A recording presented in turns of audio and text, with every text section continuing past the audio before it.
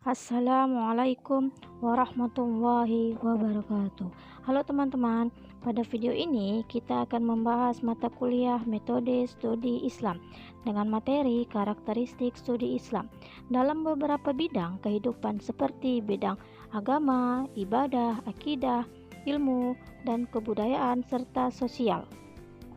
Materi ini sangat penting karena menunjukkan bahwa Islam itu tidak hanya sebatas ibadah, tetapi mencakup seluruh aspek kehidupan manusia. Ada yang tahu tidak apa itu karakteristik studi Islam? Karakteristik studi Islam itu adalah Islam bersumber dari wahyu, Islam bersifat komprehensif, Islam dapat dikaji secara ilmiah, Islam relevan untuk semua zaman dalam kehidupan manusia. Lalu karakteristik dalam studi Islam itu ada berbagai macam bidang seperti yang saya bilang tadi. Yang pertama, bidang agama.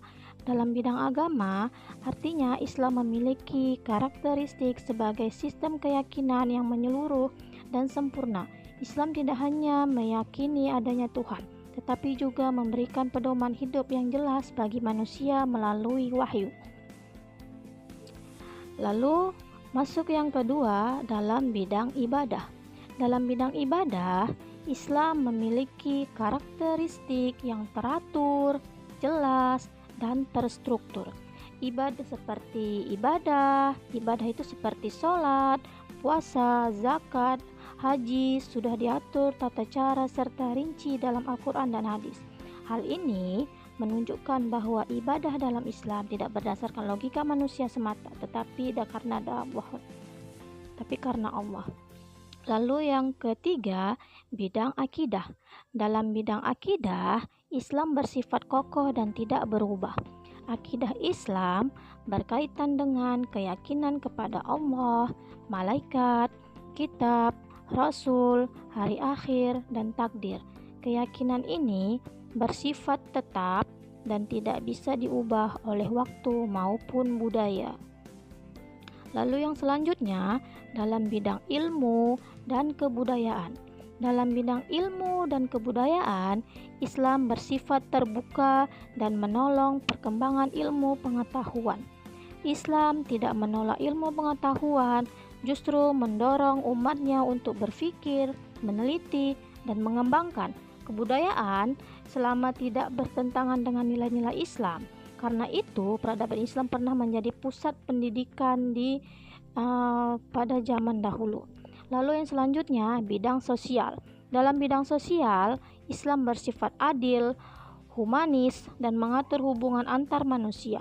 Islam mengajarkan kejujuran, tolong-menolong, keadilan, dan larangan atau sosial.